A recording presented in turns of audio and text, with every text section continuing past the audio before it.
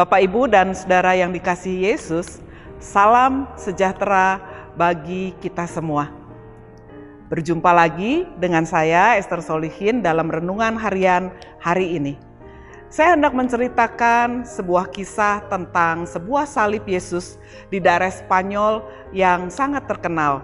Salib itu ada di Biara Santa Ana dan Santo Yosep di Cordoba. Ada sebuah salib Yesus yang ternyata tangan kanannya tidak terpaku, terlepas, dan terulur ke bawah. Ada dua versi cerita tentang salib Yesus di Biara Cordoba ini. Yang pertama, konon rupanya sang pembuat salib ini memiliki tafsiran tentang Yesus yang haus dan kemudian meminta minum saat berada dalam pergulatannya di atas salib. Ia mengarahkan permintaan itu pada manusia dan memberi makna bahwa seharusnya setiap manusia harus saling memberi, saling mengasihi, saling memperhatikan satu dan terhadap yang lain. Tetapi ada kisah yang kedua yang menarik dari salib Yesus di Cordoba ini. Kisah yang menceritakan tentang mengapa tangan kanan Yesus terlepas dari atas salib dikisahkan demikian. Ada seorang yang telah melakukan sebuah dosa. Entah apa dosa yang telah dia perbuat. Datanglah dia ke gereja, menemui seorang pastor di situ dan melakukan pengakuan dosa. Setelah dia melakukan pengakuan dosa, maka pastor ini kemudian memberkati dan menyatakan bahwa dosanya telah diampuni. Pergilah orang ini, tetapi beberapa hari kemudian dia datang lagi dan melakukan pengakuan dosa kembali. Dengan dosa yang sama yang telah diperbuat sebelumnya.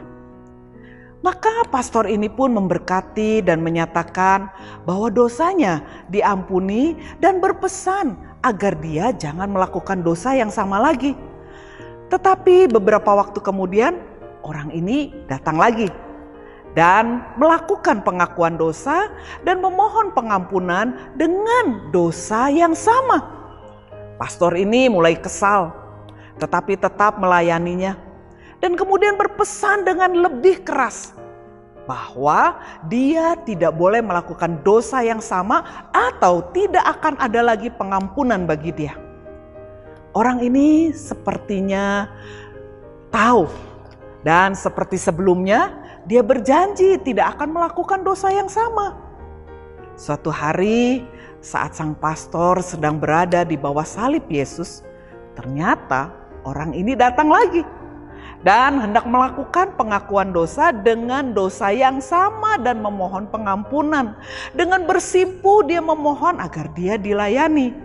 Tetapi sang pastor dengan sangat kesal mengatakan bahwa apa yang dia lakukan sudah di luar batas.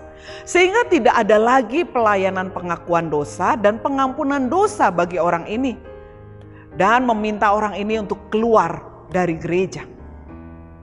Saat orang ini merasa putus asa dan kemudian dia berdiri hendak keluar dari gereja, maka sebuah mujizat terjadi, yaitu tangan kanan Tuhan Yesus yang tersalib terlepas dan mengulurkan tangannya ke bawah. Dan sang pastor mendengar suara, "Bukan kamu yang mengampuni, tetapi aku."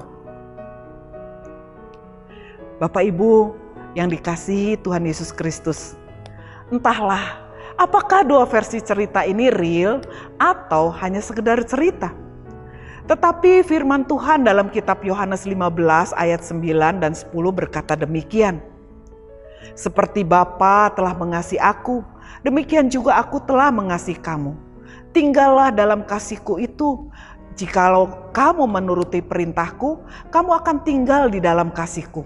Seperti aku menuruti perintah Bapakku dan tinggal di dalam kasihnya." Tinggal di dalam kasih Kristus adalah perintah Yesus agar kita sebagai umat percaya dengan taat memegang teguh akan kasih Yesus. kasih adalah pusat dari hubungan kita dengan Kristus yang terus-menerus berdenyut sebagaimana detak jantung kita yang tidak pernah berhenti. Bila kita belajar dari kisah salib tentang Yesus yang haus dan mengulurkan tangan untuk mendapatkan minuman, maka melalui firman tadi Yesus menghendaki agar dalam kasih, karena kasih dan untuk kasih, semuanya yang kita peruntukkan bagi Yesus Kristus, maka kita semua berusaha dengan kesungguhan mengejar akan kepedulian, kemurahan hati pada mereka yang menderita, mereka yang membutuhkan uluran tangan dari kita, agar ketika kita menyatakan kepedulian kita, maka mereka dapat berjumpa dengan Yesus Kristus dan kasih-Nya. Bila kita belajar dari kisah pastor, maka Yesus memerintahkan agar ketika setiap kita berhadapan dengan sesama, siapapun mereka, maka dasar dari sikap kita adalah kasih Kristus yang menguasai hati dan pikiran, bukan emosi sesama. Belajar dari pendosa, maka selayaknya lah kita dapat merasakan dan mengalami kasih Kristus. Sehingga dengan kekuatan kasih dari Kristus, maka kita akan berjuang untuk tidak melakukan dosa yang sama terus-menerus dan tidak menghargai nilai sebuah pengampunan. Meskipun kasih Yesus adalah kasih yang tanpa batas, tetapi tidak berarti kita meremehkan kasih tersebut. Bapak Ibu yang dikasihi oleh Tuhan Yesus Kristus, kiranya kisah salib Yesus dari Cordoba ini memberi kekuatan baru bagi kita untuk berziarah dalam iman pada hari ini. Tuhan memberkati.